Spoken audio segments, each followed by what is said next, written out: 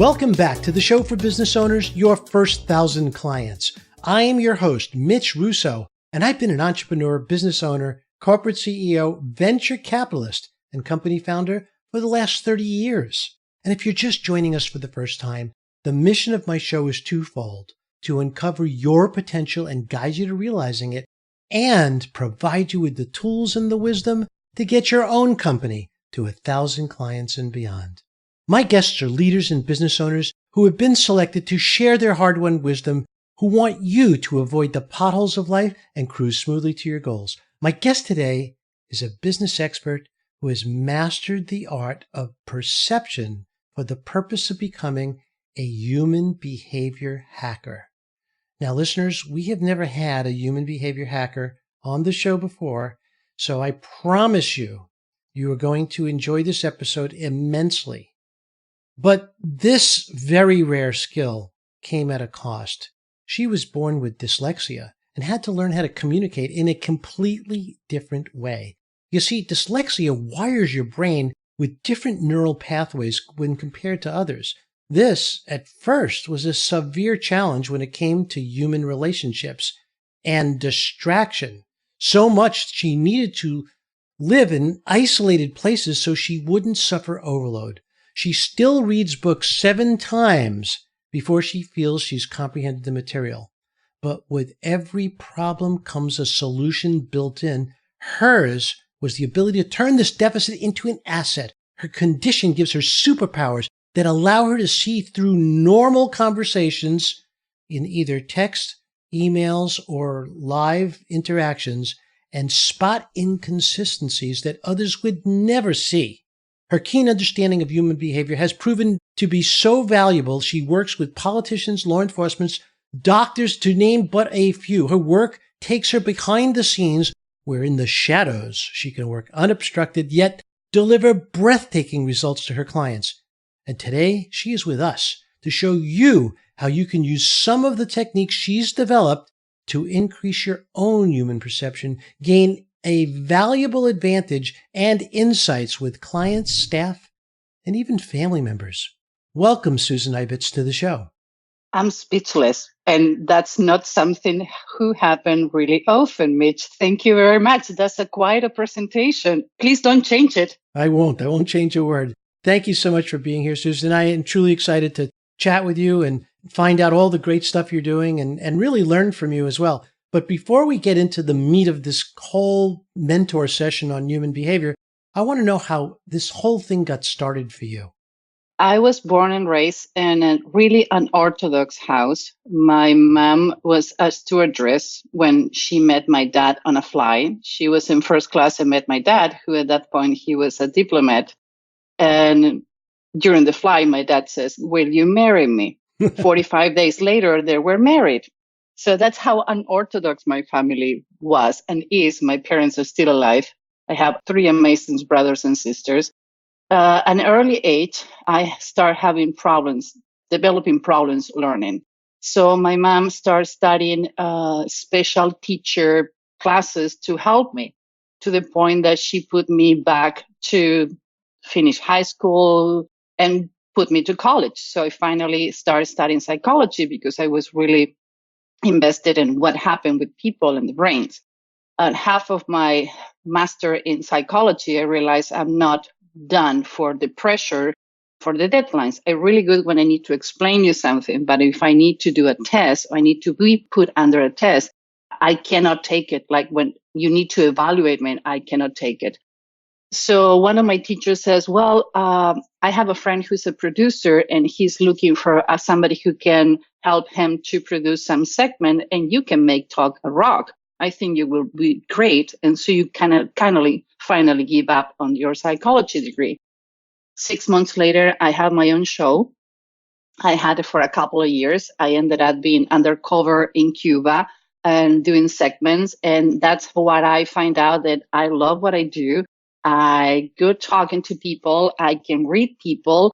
And I think it started at an early age when my parents were moving to different countries. And what happened when you go into different countries as a kid is your brain is an sponge that you can perceive everything and learn languages faster. I speak 4 languages. And I can see when people is going to have reactions and what is happening, even though I didn't understand what the words people saying. And I took that to a career. So I was a weird kid, and now I'm a weird adult with a paycheck for being weird. What else you can ask for? It sounds perfect to me. I mean, I'm a weird guy and nobody pays me for being weird. So you definitely have an edge there for certain.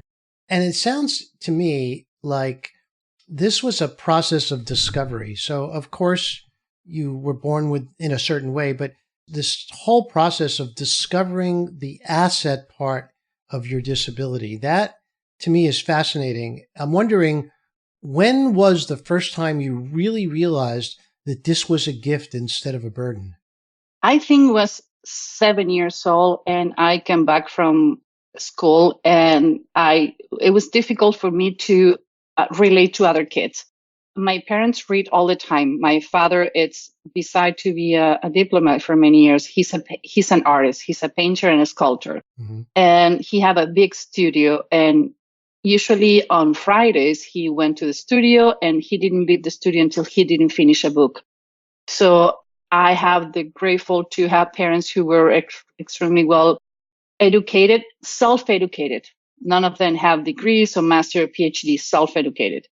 So I came back from school and I was really frustrated because I couldn't relate with other kids. I always was a weird kid, educated between adults. So I always was an older soul.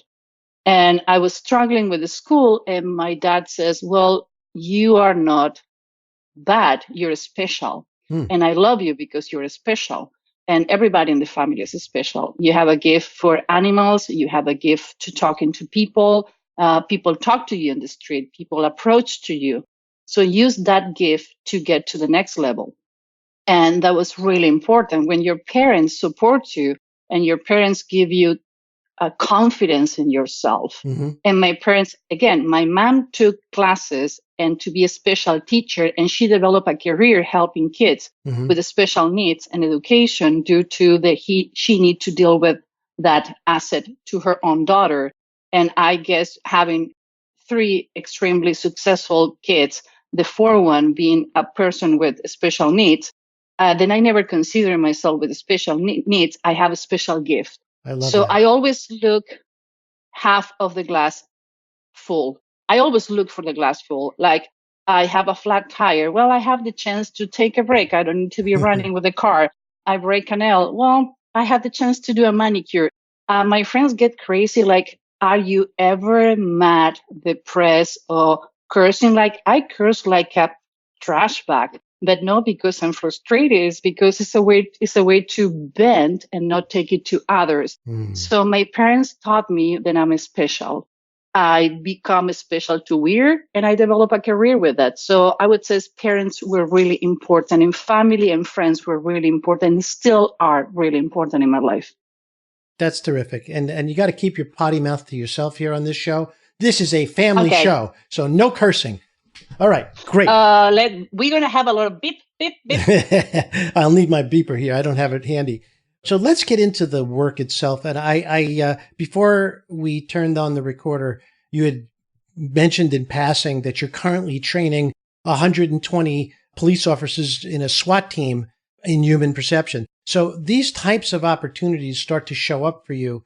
I think that because this is a business show, I'd like to start with, what is your business model? Are you a quote unquote consultant where you charge by the hour? Or do you walk into a project and the goal is to have a final end product and then you bill by the transformation, if you will, by the result? I would say I need to go back to my parents. Weekends with my dad watching The Godfather, Goodfellas, Citizen Kane. He was a huge Godfather and crime person. And he always says, you don't need to fix things. You need to be the fixer. So when I start going to consulting and people says, well, what you can do for me? My question is, what is your problem? Right. And I can fix it. Right. So do you charge by fixing the problem or by the time you spend? In human behavioral lab, I'm the person who put the face the most, but we are between 18 to 22 people. Mm-hmm. Some of them are consulting. We have PhD in psychology. We have hostel negotiators. We have ex-FBI. We have people who work in empathy on the workplace. We have people who work analyzing personality types. So we are a huge team of people. And depending the problems that you have in your company or personally is the team who's going to be jump on board. Mm-hmm. We have people in the United States, we have people in South America, and we have people in Europe. So depending what is the type of problem that you have. So the first analogy is, for example, we go into a sales team and the manager calls us and says, well, my team is not on top of the game. So we don't start analyzing the team, we start analyzing the manager. Because if all your sales team is having a problem and you're the only common person with that problem, maybe it's you we need to start looking for. Sure. It's not something people like, but the reality is sometimes you need to look for one in order to save all of them. Of course. And we do a lot of interviews and we talk with people. So what I do is I talk with people and make them feel open about talking what is going on. And when we have a final analysis, says, okay, we consider this can be the best option too, the best option to fix the problem. We have another option if that doesn't fit with your team, but we are not here to make friends. We are here to make a fixing on a problem that you definitely have. If it's not, you wouldn't call us. Great. So let's chat about that particular engagement. So in this particular case, you went in and you realized that the sales manager was truly your target. At that point, did you need to provide a quote and say, okay, in order to fix the sales manager, it will cost X dollars? And was the goal to fix the sales manager and be paid based on him being fixed? Or did you say our rates are $250 an hour and it should take between 20 and 60 hours to complete this? Which of those models did you use when you were billing this? Depending on the size of the company and how compromised. Some people says, I want to fix this person. So we do one-on-one coach who is a standard rate per hour, depending on how many people they need. Mm-hmm. If we need to bring people from another state or another country, we work on most of the companies that we work is standard consulting. Adult education and adult training is not the same that kids training. Mm-hmm. When an adult take a class or is being trained, after the class is going to retain only 30% of the training. Right. So we have a system where we maximize the 30% to 90% that require that every 3 months they're retrained, and every week we send links with self-evaluation and self-training and practice. So most companies, we have contract from between 12, 18, and 24 months. But after 24 months, you have people overqualified, we will say, on the same skills that we know. So it sounds like you bill on a time basis from the way you're describing it. So if you bring in a consultant, the consultant spends 8 hours, is there for 5 different segments. You then create a bill based on that. Is that what I'm hearing? Or again, do you quote for final results and no matter how much time you spend, it doesn't matter, they pay the same amount? If they want a training, like most of the trainings are 2 days and comprehend 4 trainers, right? Because as I said before, we have different aspects. So they want a training for 2 days. We don't train groups more than 12 to 16 people because we have a lot of interaction. Bigger groups are complicated. Mm-hmm. And says, okay, you want 2 days training for 60 people. There's going to be X amount of group. That is going to be the amount. That's what we need. That's the technology. That's what is going to happen. Now, if they really invest in and fix the problem from the core and change the mindset of the people in the company, we never have contracts that are less than 6 months. I see. That has to do with the amount of hours and how much they want us to be one-on-one. Some people says, I only have a group of 10 people that I need you to work, who are the managers. Mm-hmm. And I need you to be one-on-one with each of the manager for 1 week during 6 months. That is a huge amount of during and post evaluation, who obviously it need to be paid. Sure. In my case, I have 27 years of experience. I have people who have 40 or 45 or 60 years of experience. That is worth it. Of course. And I think what I'm hearing then is that it really varies all over the place based on the type of projects you do. So let's get into the work a little bit, because I think I'm fascinated by this whole topic. And I've always been a constant student of the human condition and, of course, behavior as well. Give us an example. So, in fact, one of the things I was thinking is you said that you can read faces. So let's take a risk here. Listeners, I don't know what the heck she's going to say, but let's give it a try. Why don't you read my face? And you better be nice. No, you don't have to be. Just be honest and tell me what you see. And listeners, you can help me judge as to whether or not we think Susan is on the level or not. Let's give it a try here. Susan, take it away. Okay, first of all, I need to see your ears, please. Can you remove? Okay. You are extremely visual. I need to show you. If I'm talking with you after 5 minutes, 5 seconds, not even 5 minutes, and I don't show you, you're going to get extremely bored. Your head is going to be spinning. Can I put my headphones back on? Yeah. Okay. You're so pragmatical and so practical that people sometimes think that you don't have feelings, but you are the kind of personality who, if I need to sacrifice an arm in order to save your body, that's the way that you gonna react. You have a pace where things need to make sense to you. You're not jumping on decisions. You're a really well-prepared, qualified person where take all the options before you get to the point. So if I'm talking to you, if I'm giving you an option, I need to give you option and give you time to process. You are a doer. Your process of thinking is you're a mental person, but you're a doer first. Mm-hmm. So you're go and do it. You are the one like, okay, let's do it. That's the plan. Let's go and do it. Mm-hmm. You are nobody can hurt you because that is your job. You're extremely self-critics of yourself, but that's what make you and put you on the place that you are. It's easy for you to start and finish things on the work side, on your personal side.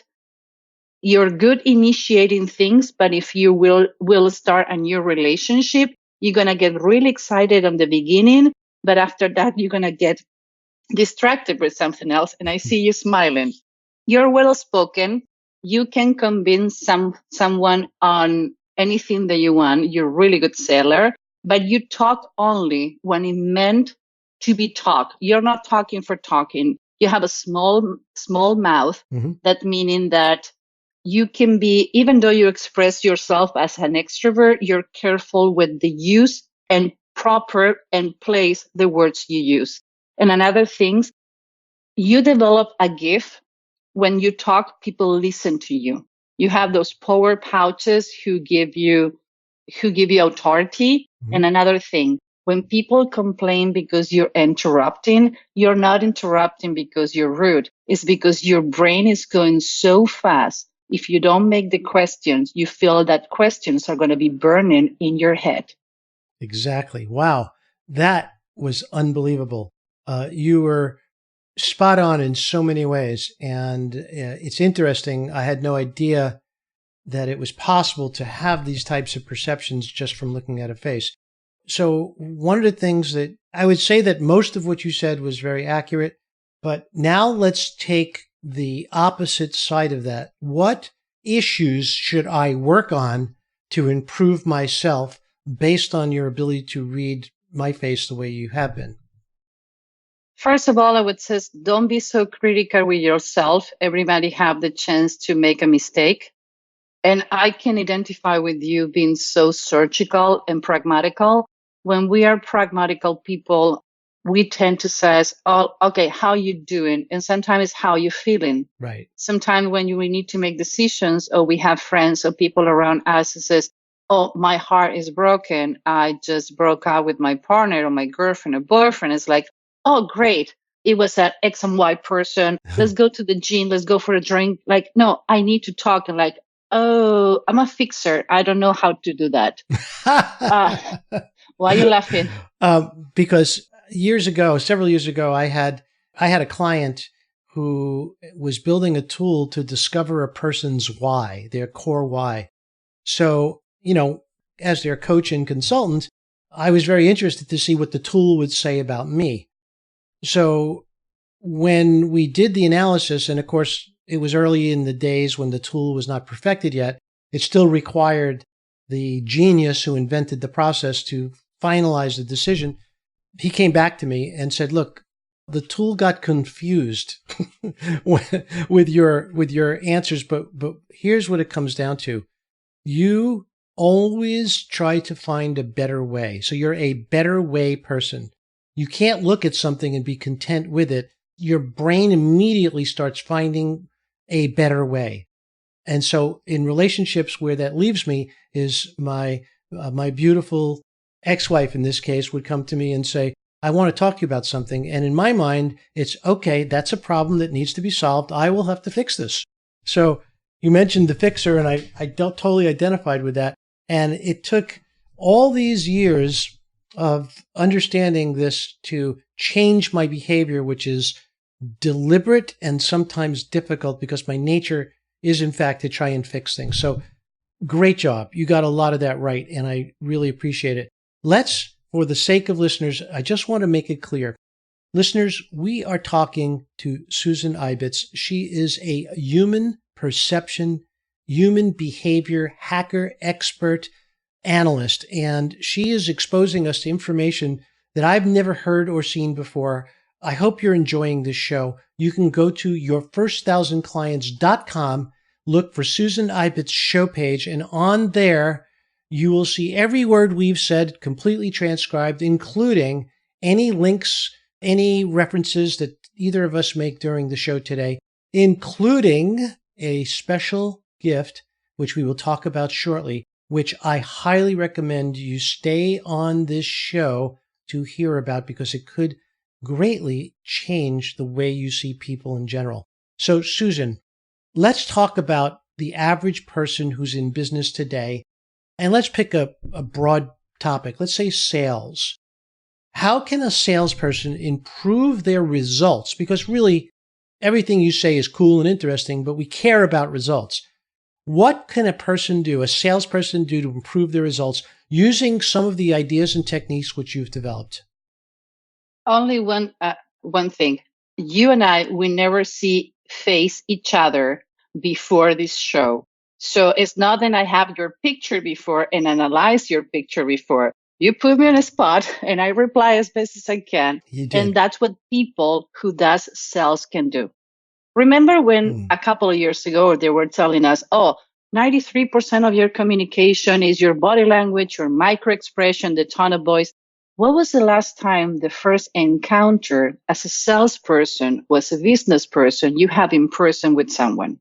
It's rare. It's rarely today. Yep. What happened is we communicate by email, text, and phone number. So when people says, we need to learn body language and micro expression, I do those and they were the first one, but we need to learn how to communicate with people, to take the platinum rule to the next level, who is not to talk to you how I want to be talked, it's how you need to be talked. Mm-hmm. Since I can see the size of your ears, they're small, you're visual. So if you're my client and I want to bring you to at least listening to my idea, I need to show you. So I need to send you a PowerPoint. I need to send you a graphic. So I need to make sure that because you are extremely pragmatic, I cannot waste your time because your eyebrows are straight, meaning that you need facts, data, and bullet points. If I tell you a story, you get bored. You get stories because it's part of your program and it's part of what your audience know and want because stories sells products. But if in your point is bullet points, I need to know how much it's going to cost, how it's going to benefit me, and how it's going to be the long-term advantage. So if I can learn 3 things on your face, only 3, the size of your ears, the shape of your eyebrows, and your proxemic, who is how friendly or distant you're going to be, I can sell you whatever you want. Wow. The reason in my pictures, I always wear sunglasses and all my media appearances, and I tilt my head, is because if you can read my ears and my eyebrows and my eyes, I'm done. You're going to know everything about me.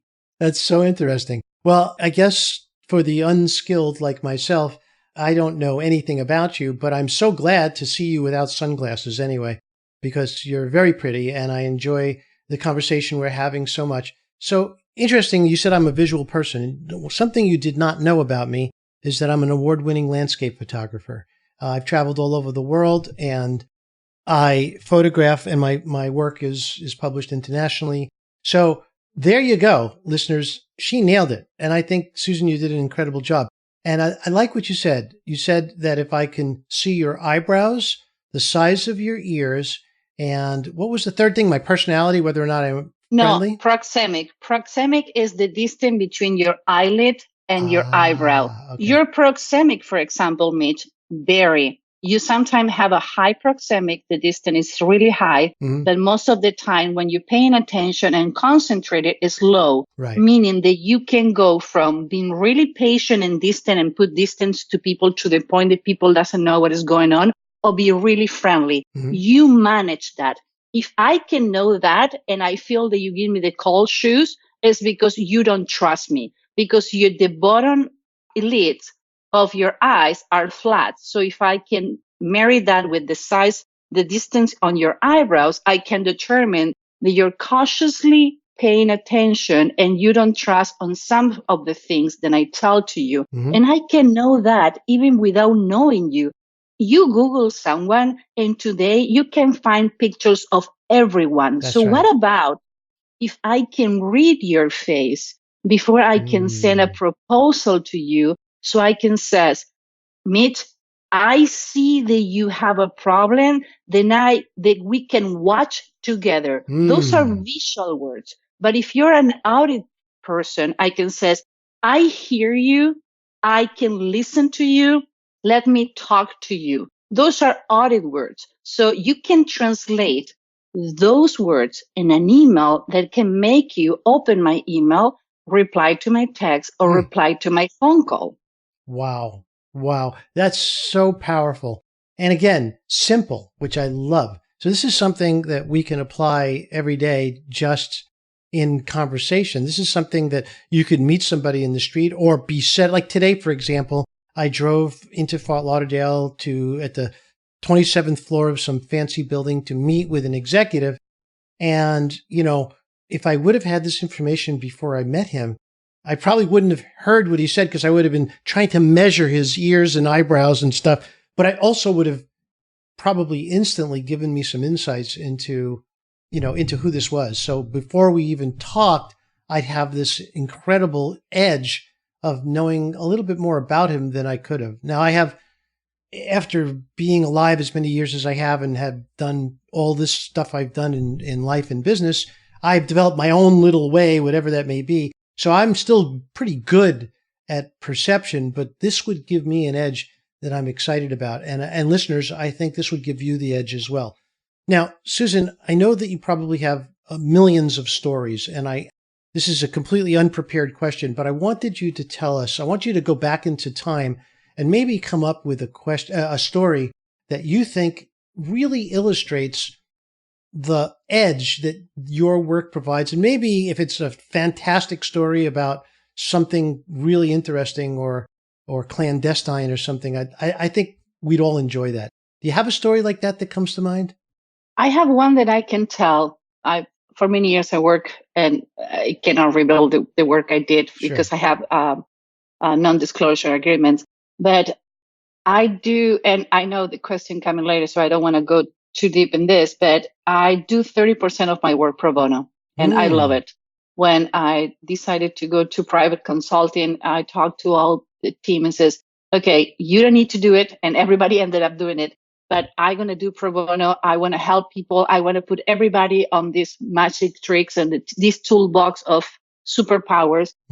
And I was teaching a class in a place in CTC Chicago where they help adults between 40, 50s, and 60s who have been in corporate America for a long time, but they're being fired for different reasons. And they need to learn to sell their skills, even though when they're really good, they don't know how to sell themselves. And I had this student who was with me for 4 classes in a row. She repeat every other class, and she always on the back, on the corner. And the 4th class, she came to me and says, "Can you please read the face of my ex-boss?" So I was reading the face of this person who fired her, but before that, she treated her like really bad. I'm not gonna curse, so you don't need to put the beep. And at the end of the reading, I saw a different person. She had thin lips and her lips start coming up. Her posture, her body language, her mannerisms were so different. And she started crying. And I learned that crying is not always bad. Sometimes people cry because they're being repressing emotions for so long. And a week later, I have one of the best emails I ever have and says, "You don't have any idea how much you helped me. I was suicidal the first time, then I found out about your class. And I tried everything. And the first class, you talk about empowering ourselves and how we can be beauty. And you share your story about being dyslexic, about being treated like you're nobody, you're never going to get to any place. Your ex-husband cheating on you, needing getting divorced, having an accident." I share my story because I want to tell people I'm not superwoman. I'm like you, but if I can do it with all my problems, you can do it. She says, "I was suicidal and I took your class 4 times because I needed to get to the point. I keep doing therapy and my therapist says that I'm doing better, but you don't have any idea how much you validated me, telling me there was nothing wrong. The person who was my boss have all the features that the witches on Disney have, and she's not a good person. And now I have my first interview. And 2 months later, she invited me to have a glass of wine together with the first paycheck she has." Wow. I know it's not a like Hollywood story, but it's a story who fit my soul. Then at the end of the day, dealing with so much things, being a behavioral hacker and reading people, have those stories are so near to the heart. I'm sorry, my voice break for that memory. No, I can understand. And it's a beautiful story. And to me, the unique part about your story is the story you chose to tell. You could have talked about hostage negotiation or your time when, you had to talk your way out of being kidnapped or something. But instead, you told a story about how you helped a person, a human being. And that to me tells me much more about you than even the words possibly could. So thank you for sharing that. One last thing about helping others. If you see somebody and in your everyday activity and you spot that they are having a problem in life or that they're upset or that their attention is not on their environment and potentially could be harmed, do you go over and say anything to them or try to assist them, or do you just mind your own business and keep walking forward? Where do you draw the line? I don't have a line. I don't have filters. I'm extremely inappropriate. I get my nose and where nobody called me. And thanks to that, we develop a class we call 3 kinds of empathy. Goldman has developed it. We developed another version. You have 3 kinds of empath. The one who's going to cry with you, the one who's going to go and fix it, and the one who's a wave who can listen to you when you're crying and fix it after. I'm the fixer. I'm the one who's going to jump. It's inappropriate. I'm the self-appointed helper. So when I teach on the criminology department in Loyola as a guest lecturer because I don't have any degree, so I cannot have my own class, but give me more fun. And sometimes I spot kids or people in my class and on the break, never, ever in public, never, ever said the name. You can say the scene, but never the sinner. And I says, "Hey, I saw that you was really engaged on the class. Do you want to have a drink after class? Do you want to have a coffee on the break?" I make question. I measure the reaction because when somebody's going through really bad things, if you don't know how to approach, you can push the person on the cliff. When I was doing my hostage negotiator training, one of my trainers says, "What is the difference between empathy, sympathy, and don't care?" And says, "I don't care." And he says, "Why?" because sympathy and empathy is going to make the two people is going to end it up on the bottom of the building. If I don't care and I use my brain to deal with my emotion and the other person emotions, I have two safe people. But if you jump with the other person, now we have two families mourning. So you need to be careful.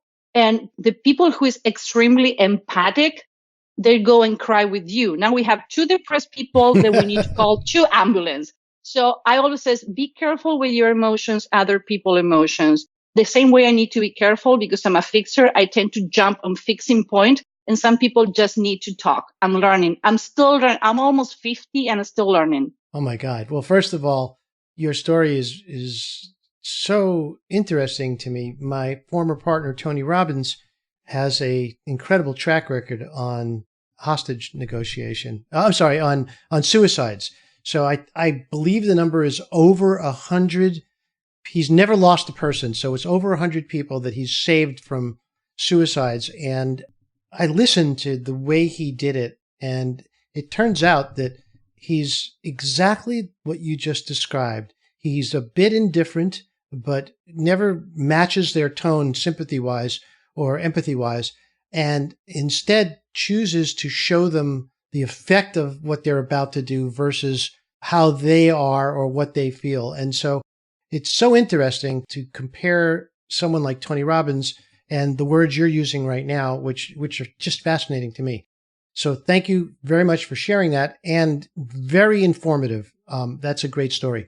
So we're at the point in the show where I get to ask you a couple of extra questions. And these are questions, I love these questions because the first question I'm about to ask you is instrumental in helping me and my listeners understand more about you, what you care about, and the people that have made an impact in your life. So here's the question. Are you ready?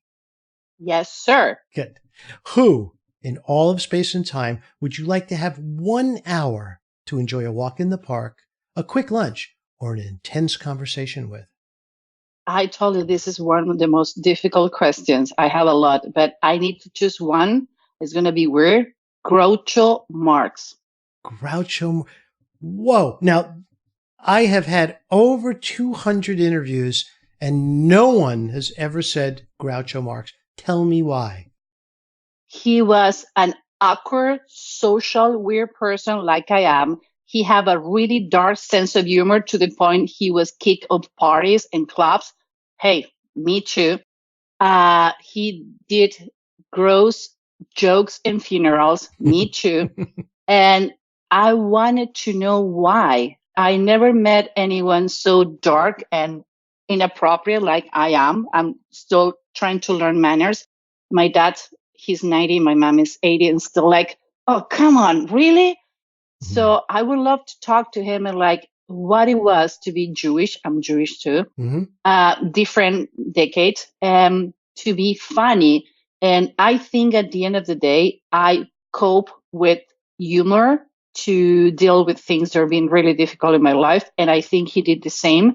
And it would be really cathartic to talk with someone. Then I found out so many parallels. Obviously, he was extremely successful. I'm not like he was, but I use his quotes all the time in dating and trainings in my life. I love him. He was a genius. What an interesting choice of person, and for the reasons you did.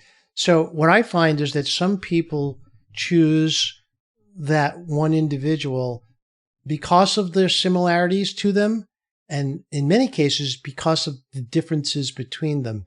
And you chose similarity to them, which tells me that no matter what you tell me, there's an element of empathy that you have that comes through right here, right now on this show with me. So I have to call you on a little bit about the way you describe yourself, because I have a feeling you're a little more empathetic than maybe you lead on to be. So a profiler to be profiled is not fair. We didn't sign for that, Mitch. It's not fair. Okay, I apologize, but my profile stands. Okay, now here it is, the grand finale, the change the world question, Susan. And here it is.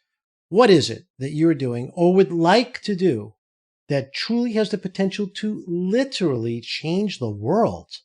I never met, and I love history, one hero that have changed the world without changing one person at a time. I don't believe on a spread the word. I believe on the first follower. So if I can go to the supermarket, I know it's simple. People would say, save the world, find the cure from cancer. No. If you can go to the supermarket and you're in the line and somebody treat the cashier wrongly before you get to them, if you come to the cashier and says, you're awesome, you're beautiful, you did a great job, I would snap that person before. I would say another word, but I would kill that person. She was so inappropriate and you were so proper. If I can call to your manager and tell him or her how awesome you was, please let me know. And I can get a smile on a person who was make feel bad because somebody else have a bad day and need to make somebody feel smaller. That's how I want to change the world. One person at a time. If I can go to an Uber and talk to the Uber driver and he or she have a bad day, if I have a neighbor and have a bad day, if I can make that person smile that day, that is the way I want to change the world. I know there are people who's more capable than I am to find the cure for cancer, to work in economy, to work in medicine. I'm not good in that. What I do is help people to see themselves as beautiful they are, because that's what I was taught. I'm not imperfect. I'm different. And you know what? Different is rare. Rare is good. That's right. Totally agree.